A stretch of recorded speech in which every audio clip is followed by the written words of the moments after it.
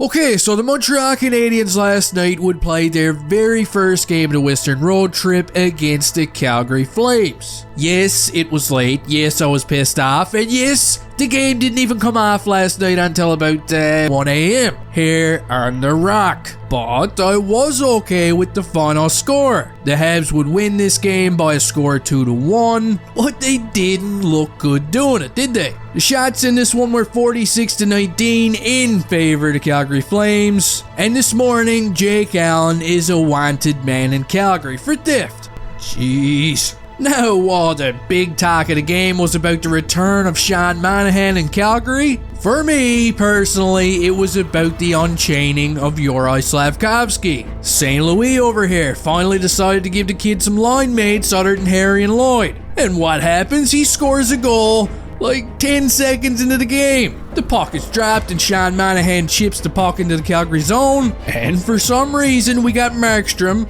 deciding it's a great time to show everyone just how slippery the ice is. He goes full-fledged goofball, and Slafkovsky gets the first goal of the game, putting the Canadiens up by a score of 1-0 early. Not bad for 10 seconds of work. But after this goal, the Flames, they put their foot on the gas pedal and they wouldn't let off for the entire night. There was also quite a bit of physicality in this game. We got Mike Opposita here getting hit from behind by Milan Lucic. Okay, no call on the play, but it's all good. Okay, Piz is fine. His hair looks great. The first period comes to an end, with the Flames doubling the Canadiens in shots 12-6, but they just couldn't beat Jake Allen. Moving on to the second period now, the Canadiens get one of these power play things that we all hate to watch. I thought the first unit on this one looked like they struggled a little bit, and the second unit kinda overperformed them, mostly because of some fine play by Juraj Slafkovsky, who truly was the best Canadiens player on the ice during this game. Good stuff. Slafkovsky would also get a breakaway during the second period.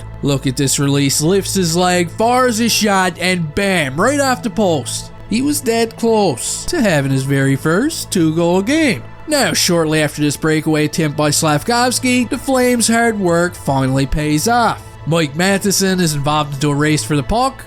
That's some scary shit right there. The Canadiens were looking for an interference call on this play. They would not get one, and Huberdeau slides an NHL 23 caliber cross-ice pass right over to Lindholm, who scores his 7th goal of the season. The game is all knotted up at 1 now, heading into the third period. I'm not gonna lie, I didn't really have a good feeling about this one. I thought that the Canadiens were looking like crap so far, and they weren't gonna get the job done. They needed a miracle. They needed a spark. And roughly 6 minutes into the third period, a spark happens. We got a race for the puck in the Flames zone. Anderson thinks he's gonna win it, but the refs, they call icing. Out of frustration, Josh Anderson kinda redirects the puck. Not on net, okay? This did not go on Markstrom. It wasn't anywhere near him. We kinda see this shit every game, but for some reason, Markstrom doesn't like it. He gives Anderson a slash kinda in the hand area. Now, I know there was a lot of Flames fans last night that were kinda wondering why Anderson reacted the way he did, but I think this kinda stung him, really. You can kinda see him react right away as the stick makes contact with his wrist, and Josh Anderson, well, he wastes no time telling him about it. He's Josh Anderson. He's a beast.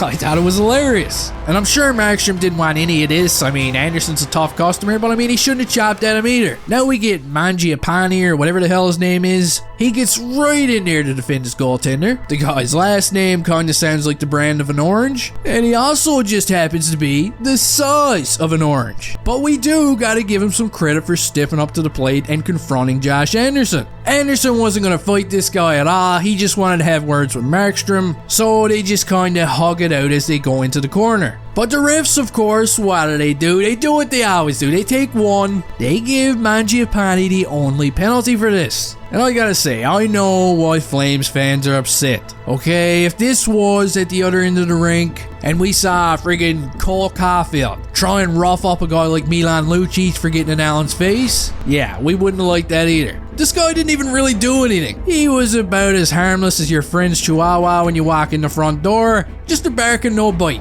But anyway, the Habs would go to the power play and they make the Flames pay. We got Sean Monahan, who's about to pick up his second assist of the game. He finds Suzuki, and Suzuki sends a cross-ice pass over to Cole Caulfield, who finds the back of the net. And just like that, we got a rare power play goal. I like that. And I thought these guys on the first line, they looked a little lost during this game. They looked a little lost last game as well.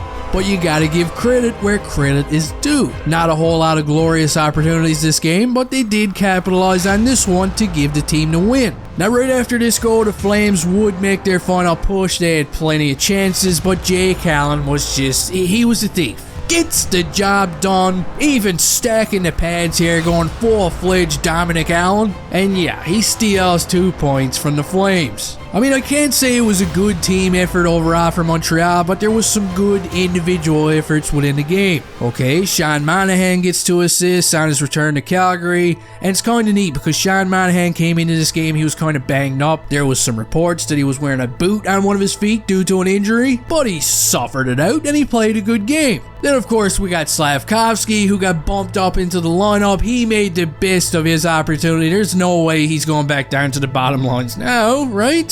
St. Louis? We're in Pitlick?